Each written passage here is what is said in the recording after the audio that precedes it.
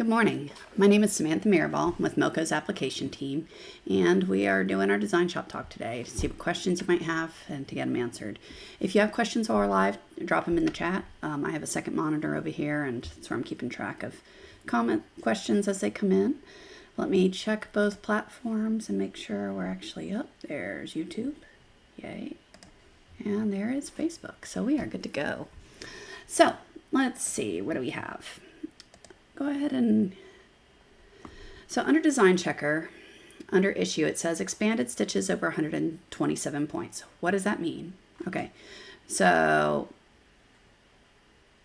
what does that mean? It means you have, first off, let me go, I have a slide. All right, so any stitch over 112.7 millimeters, so that's from one needle penetration to the next. All that error is telling you is you have needle penetrations from one to the next that are longer than 12.7 millimeters or 127 points. So the issue there is because it says expanded, I assume that means it's not a natively generated wireframe based OFM file. And if so, it's not really applicable because that might actually be a jump stitch or something else. So, you know, it works, the Design Checker works for OFM based files. There's a really nice video Nate had over here. There's the link to it. This came straight out of the manual, but basically the Design Checker, it will show you common errors with your OFMs, right? So for natively files created within Design Shop. So if you have really long stitches, it'll point that out. Why is that relevant? If you think about it, if you've got a stitch that's over, let's say it's an inch long, so it's huge, and you're doing a satin back and forth, an inch across. Well, is that going to last long? Not really, because, you know, particularly if it's a left chest logo or something like that, you know, pens, laundry, all those sorts of things will snag it, causing issues. So, you know, it's that having stitches too long can be an issue. Also, if you have super tiny stitches, that's also an issue. Or if you have too many stitches within an area. So the Design Checker will show you those sorts of errors. And if you click on the element or the error, it will actually, in your project view, it will show you which element has the issue. And it'll put a cross on the screen to show you where it is, so that you can decide whether you're okay with the error or if you want to correct it. Okay. Let's see. Can you explain pull compensation?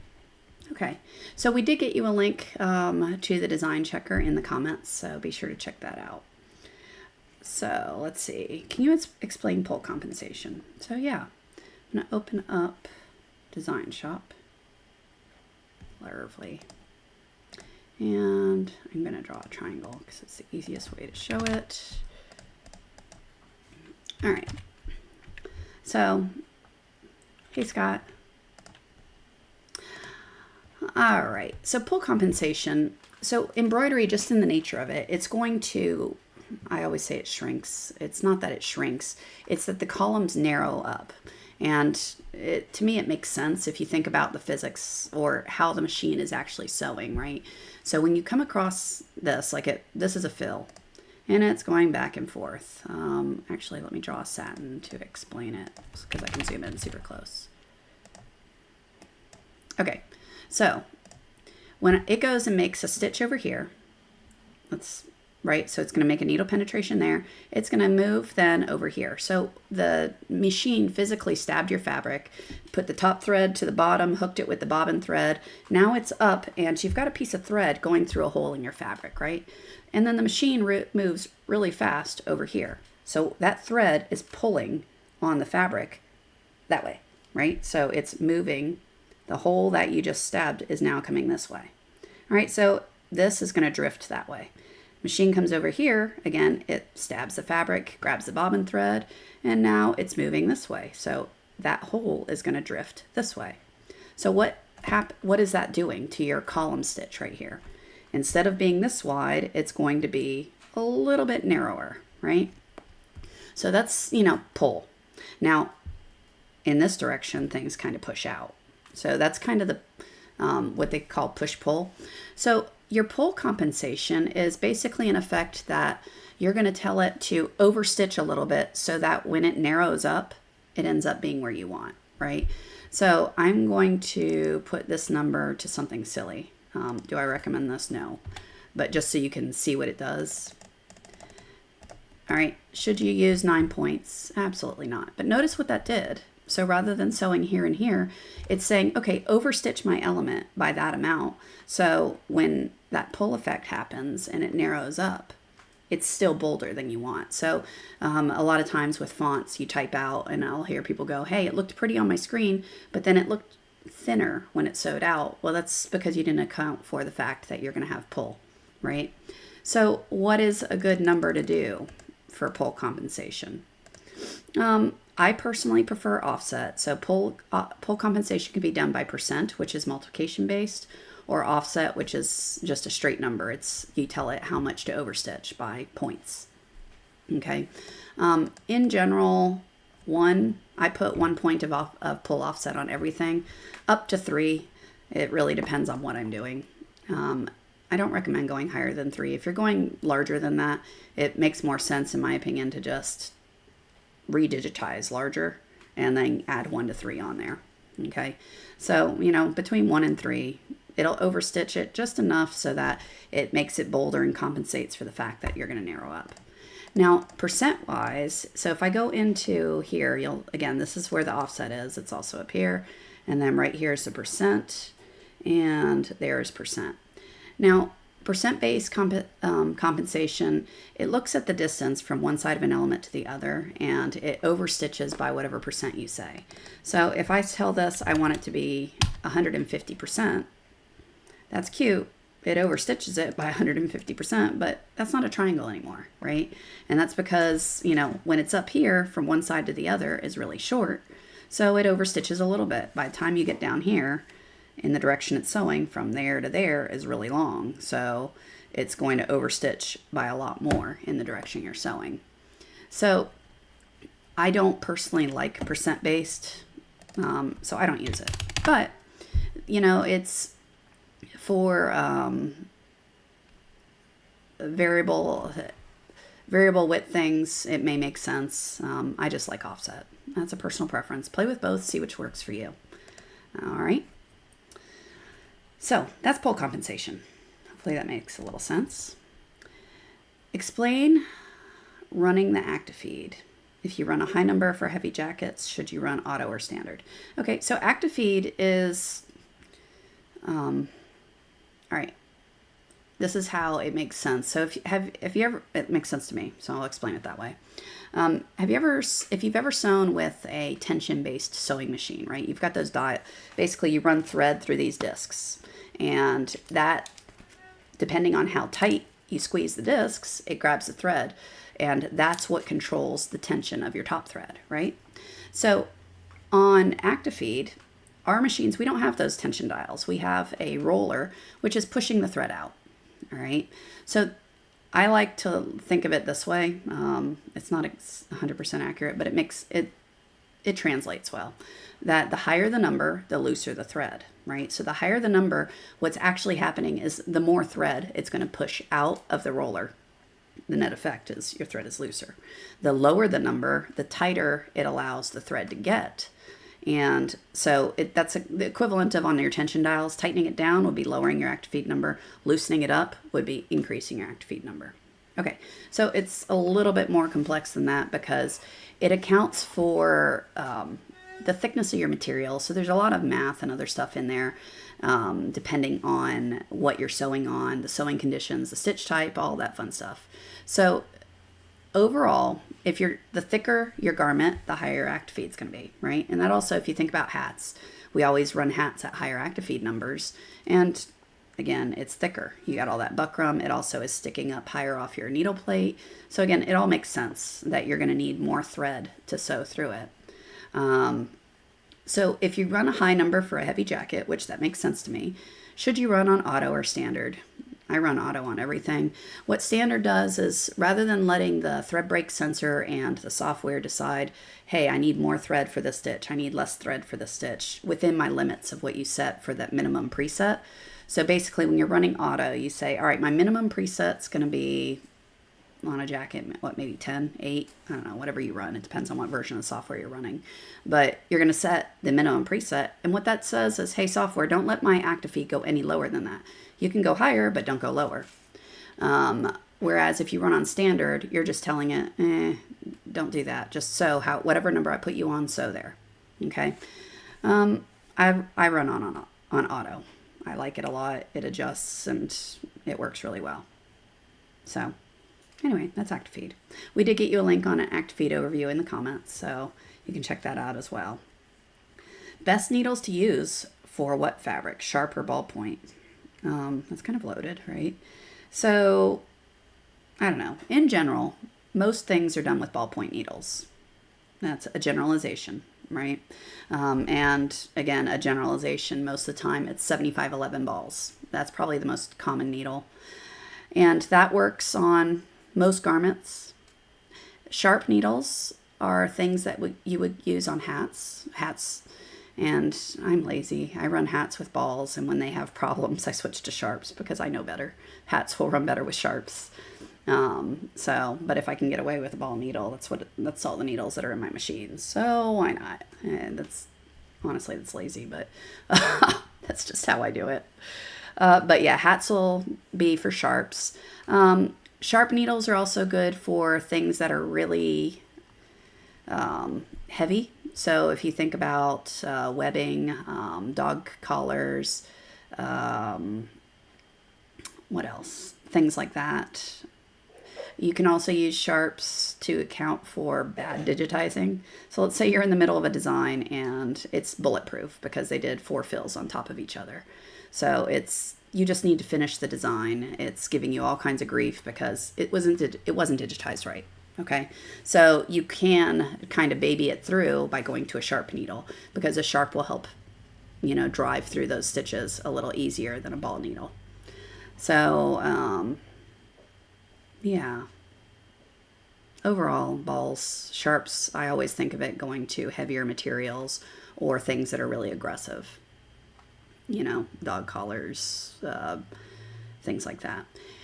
Any tips for sewing on thin polos to not get puckering? Okay, so a lot of that's going to be in your digitizing as well as how you hoop. All right, so when you're dealing with thinner things, this was a comment typed in. When you're dealing with thin, lightweight fabrics, you got to be careful not to hammer the design to death. All right, so you can't have super low densities and things like that because it's going to pull more. And it's really heavy for the fabric. So overall, you want to lighten up your designs so you have fewer stitches, so it's not going to pull as much. Other techniques you can use, I use this for performance wear a lot. I will take, like a no-show or a cut performance, so either the Weblon or the cut performance type backings. So those are the ones that are designed for your performance weight. And then I usually use 2 layers of that. Why? Because I like it. And I'll use 505 or a spray adhesive. I like 505, but there's K100. There's a million of them on the market. Pick which one you like. They're all about the same, spray adhesives, right? So if you take your garment, turn it inside out, spray your stabilizer, stick it to the garment about where you're going to embroider, spray your second stabilizer, stick it on top of that other one, turn it back, and then hoop it. You've then secured the fabric so it can't move around, right? So when you're dealing with those lightweight fabrics, make sure you don't overstretch them, and you hoop it well, and you have good stabilization, and it's held still, and the adhesive helps with that. And then make sure your designs aren't too heavy for the fabric. So lighten up your densities and things like that is really helpful. Okay, Sherry, does that help any? Hopefully it does. Let's see, did I miss any other questions? Okay, not yet. All right, how do I add more stitches to a font? So, all right, adding stitches. So this currently is at 2,724. If I go into my properties, when you add stitches, what you're really doing is making your stitches closer together, right? So instead of this being 4 or whatever that spacing is, you want it to be 2 or whatever it is you want it to be. All right, so that is controlled under this top stitching tab, and you can either use auto or turn it off. I'm going to turn it off to show you this. So density is what's going to control how close your stitches are to one another, right? So right now it's set to 4 points, which means when it's on a straight run from that stitch to that stitch is 4 points across. So if you want them closer together, so you increase your stitch count, what do you think happens to your density? You're going to decrease that number, right? So I'm going to make this silly. I'm just going to go down to 2, just so you can see it on the screen. So you see I doubled my stitch count nearly. So I'm at 45,000 stitches at the moment. All right. So that adds stitches just by changing your density, right? So what densities are good? It really depends on what thread you're sewing with, and things like that. Overall, if you're using a polyester thread, somewhere between, I don't know, I don't really go below 3.2 or 3.2, 3.3. I prefer closer to 3.7. So I would say 3.2 to 4 for standard 40 weight polyester is kind of a good starting point. Remember, if you're going super tiny or you're going on lightweight fabrics, that number is going to be on the higher side, maybe even up to 4.1, 4.2, things like that. Okay. So that's going to change your stitch count. All right. Let's see. What else do we have? Talked about that. We covered that. So those were the questions that were sent in ahead of time. There was one I saw online, which I'll just go ahead and show because, all right. So they were using auto borders, and the question was, how do I make it not do this? Where it says a letter, then the border, a letter, then the border, so on and so forth. Overall, that is how you want it to sew, because as you get further away, like if you sewed the entire word and then you came back and put borders on it, they might not line up exactly right, and you might get shifts and other things that don't look pretty, right? So you're always going to get better results if you finish as you go, meaning if you're going to outline stuff, outline it as you go. Even when you're doing big logos and whatnot, finishing areas as you can, rather than doing all one color and then doing all the next color, things like that. While it saves you color changes, it actually causes you to put more risk into the sew out, right? So, but if you want, right here, you can say stitch borders last. So if you know it's going to sew fine and you only want 2 colors, you can do that. Overall, I don't recommend doing that, but it's there. So I didn't show you that one when I posted on your comment, but yeah, right there, you can change your auto borders. And remember, you can change the width of these things and change it to a bean stitch or, different types of stitches. Okay. Are there links to help digitize the placement, tack down, and cover stitch for odd shaped sublimated patches? No, not that I'm aware of. I know when I do them, I always have the art slightly larger than what it's going to be, so that there's a bleed. Essentially same that you would do with printed medias, where you go and cut. You put a bleed on there so that you have a little bit of give on placement, right? So typically what I do for that is, I'll print out and sublimate the fabric, do a placement stitch of whatever it is. So let's say this is my shape. I would have my placement stitch here, which is just a run stitch. I would grab my sublimated thing, lay it down on top of here. There's these, you can get the sticky back that makes your patch material sticky.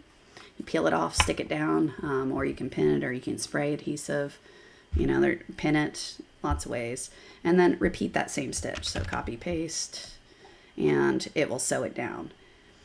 After that, then grab your scissors, trim it out a little bit more, and you are good to go there. So that's generally how I do them. Just make sure I've got a bleed on my actual sublimated, because sublimation, when you do it, it actually shrinks a little bit. the fabric shrink, everything shrinks just a tiny bit. So if you plan for line to line, it's really hard to do. So putting a bleed on your designs help significantly, in my opinion.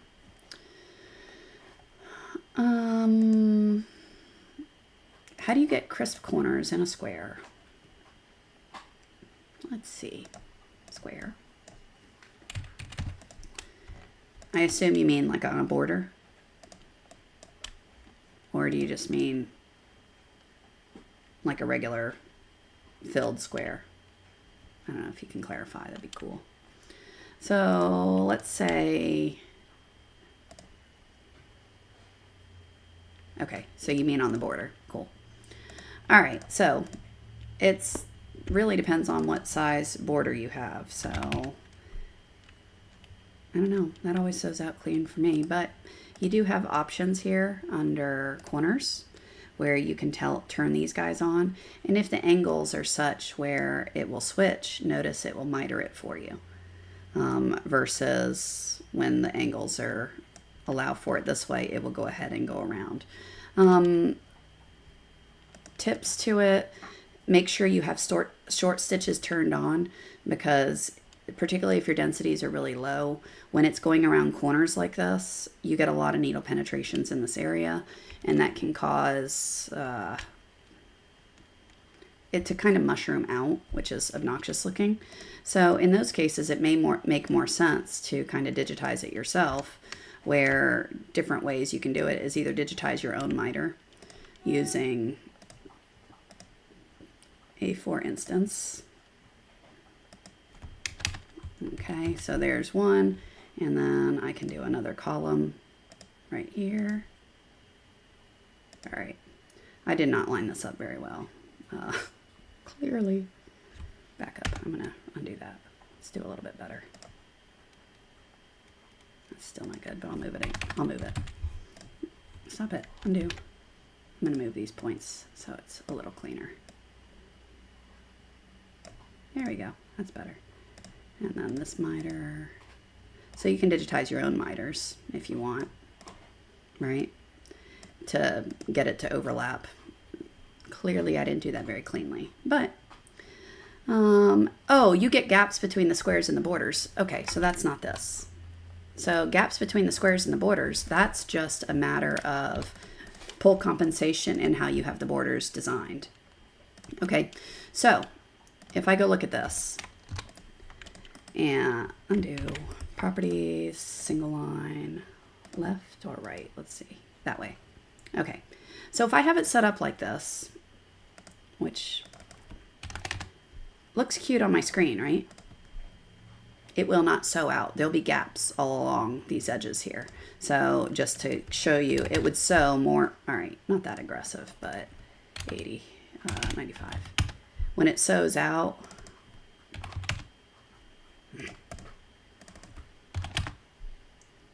all right, you'll end up, it won't be this aggressive, but you'll have gaps along here, and that's because of pull effect.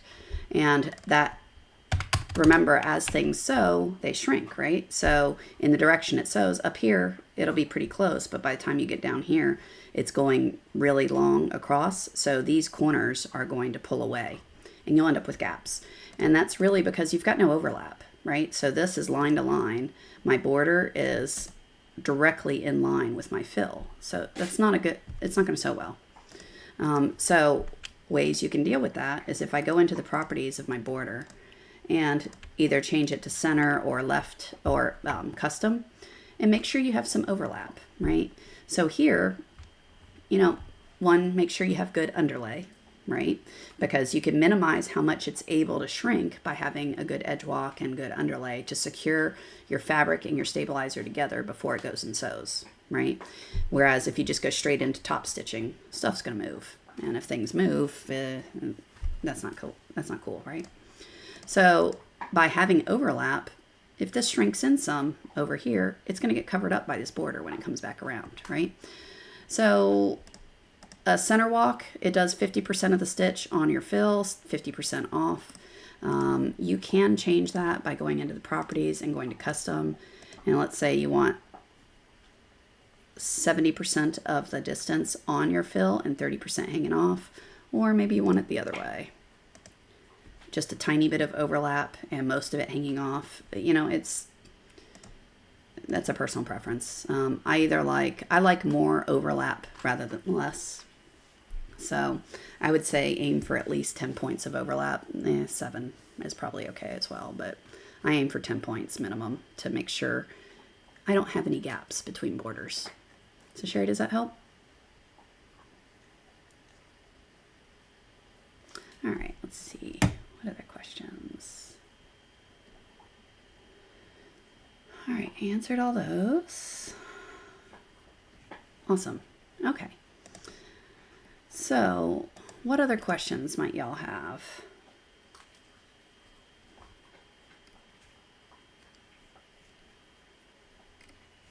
I'll hold because I didn't have any others sent in ahead of time. So, next week we're going to try for Thursday for this. So, aiming to do, wait, no, next week is Thanksgiving. Never mind. We're not doing a design shop talk next week.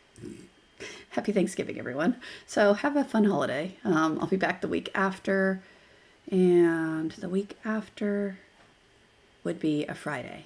So I'm going to aim for Friday on the week after Thanksgiving. But not doing anything next week. So any other questions before I call it a day? Wait to see if anyone types anything in. I've been making banners all morning from my printer back there. So I've got 4 more to make and then I get to go home. All our sewing's done for the week, so yee-haw.